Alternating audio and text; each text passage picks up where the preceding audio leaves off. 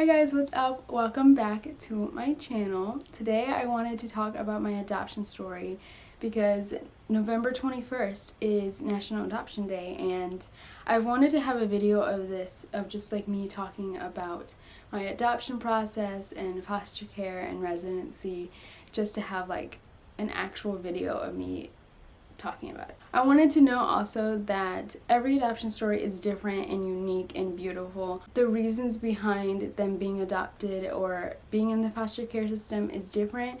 Not all adoptees are in the foster care system because their parents passed away or because they couldn't take care of them. I think that's a misconception and a stereotype that I wanted to address. Adoption is beautiful and hard for both the parents and the child. So wanted to address that really quick before I get into that. So I guess my story starts April 29th, 2003, when I was born overseas with 2 holes in my heart. My parents noticed my lack of growth, but they never thought anything of it. But they knew that like I was sick and I needed help, but they didn't know anyone personally that could help me. So my mom had me and my brother, it was just me and my younger brother in Haiti.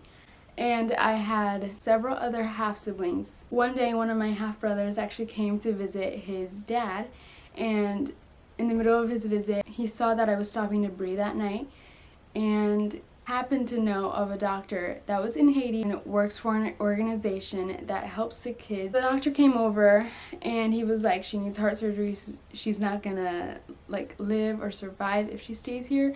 So my parents made the decision to also give me up for adoption, while also giving me up to have heart surgery. I can't imagine how hard that decision was because, like, I'm not a parent, but that must have been so hard, and that's like the most selfless thing that someone could ever do for a person.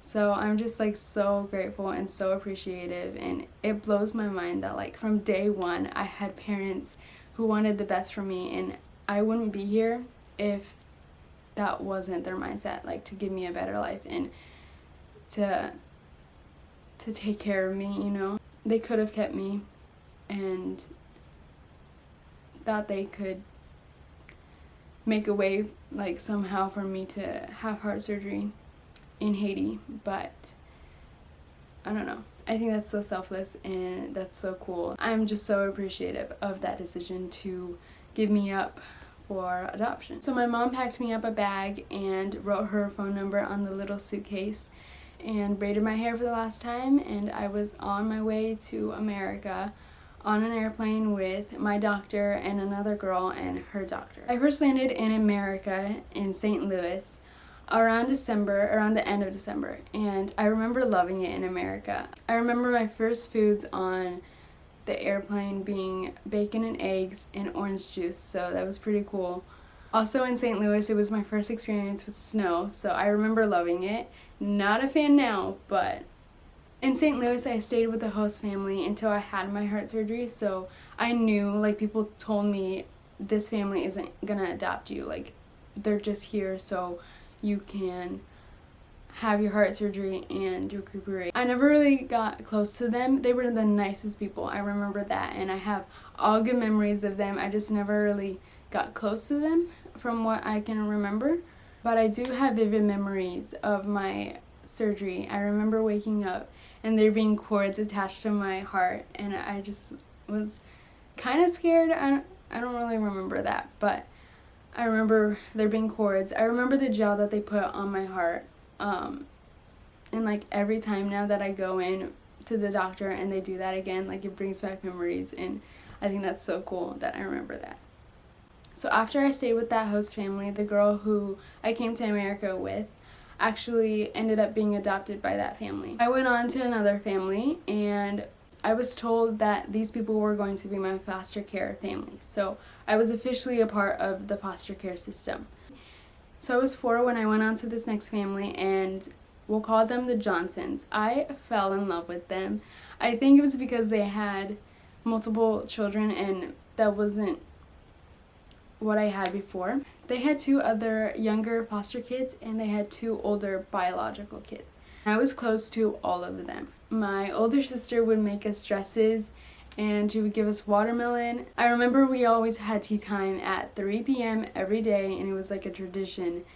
That was so fun. My dad taught me how to ride a bike. I would always like try to make my older brother laugh by wearing his shoes. It was just a great time. I loved that family. When I left that family, I felt like I lost a whole bunch of siblings and parents and friends. I remember crying and screaming for days in the bathroom because it was just really hard. Like, I legitimately felt like I lost a bunch of people, and I guess I didn't understand why I was allowed to get close to them and they weren't gonna be my forever family, like, at that point.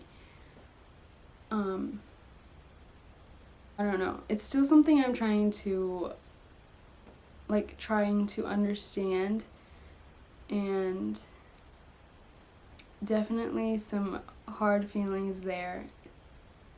Like, I knew, nobody told me that I was gonna be a part of this family forever. Like, they were my foster care family. I knew that.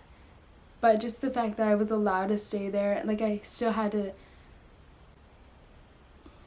like, the fact that I was still allowed to get close to them and make connections, and that was just really hard for my 4, 5, 6-year-old self to really grasp. And everything happens for a reason, but I am still trying to figure out the reason and purpose for that.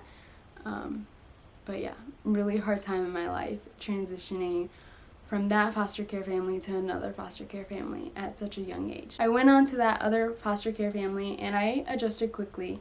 They had so many kids, and I thought, like, I loved it. They had so many kids, so I felt like I was gaining all of those siblings that I had just lost. They also had a biracial family, and 2 older sisters of that foster care family were adopted also from the same country, and that same, like, my doctor had brought them over too. So, like, we all spoke the same language, and it was just super cool. And those were the 2 people that I was most close with because, like, I resonated with them the most. So that was super cool as well. I remember tearing the heads off of my sister's Polly Pockets, and definitely not my proudest moments, but amazing memories that I have, and just hilarious that I'll be able to tell my kids about. And I was a wild child. I had finally adjusted to this foster care family, and again, I was told that they weren't going to be my forever family because at this point they weren't able to, like, financially adopt me. And that was hard. But the Johnsons were like, hey, so we want to adopt her. Like, I was really excited. I was finally going to have a forever family, and my 6-year-old self was so excited. But I kind of blocked out that part of my life because I was just so numb from going back and forth from family to family, and I don't know, my 6-year-old self was so exhausted from doing that, so I don't really remember what it was like going back. My foster care dad was a pastor, so I remember just sitting in my little blue dress and looking at the ground the whole time, and I really didn't allow myself to get attached because I didn't want to be ripped away again. And, like, at this point I had gone from my host family to my foster care family to another foster care family, and now back to that foster care family. Like, I was so exhausted, and, like, yeah, I didn't allow myself to get attached, so that's probably why I don't remember that part. But gotten really close to this previous foster care family, and we just made so many good memories. I loved being the middle child. I loved having so many sisters because I had never had that. But obviously they couldn't because the Johnsons were in the middle of the adoption process. The previous foster care family ended up leaving that church and going to another church. I really wanted to be with the previous foster care family. I mean, obviously I wouldn't have gone up to them and asked to be adopted by them, but I really wanted to be adopted by them. I followed the mom around everywhere, and we were just like really close. My sisters and I were really close. So they were in the middle of the adoption process, and it didn't take long for them to stop the adoption process for some reason. I have no idea what happened. I don't know the reasoning behind it. I don't know. That's still something I'm trying to figure out. I blame myself for a lot, even though I don't need to. So yeah, they stopped the adoption process and that family. But at this point I was like, why would you do that to someone? Like, I had just been through so much at this point, and I was just ready to be done. The previous foster care family, the one I went up to and was like, I want you guys to adopt me, they found out that the Johnsons had stopped the adoption process. So they were like, we're gonna adopt her. So my family now is the one that I went up to and was like, I want you guys to adopt me. So I think that's pretty cool. My mom always tells me that I was like a little angel to her, and I was just so cute, and I really appreciate the love that they gave me. After 7 years in the foster care system, I was adopted at 11 years old, and now I'm in the process of residency, which has been super long and super hard, and I know that there's a light at the end of the tunnel, just like there was for the adoption process. So yeah, that is my adoption story. I hope you guys enjoyed that. Thank you guys for watching, and I will see you in my next video.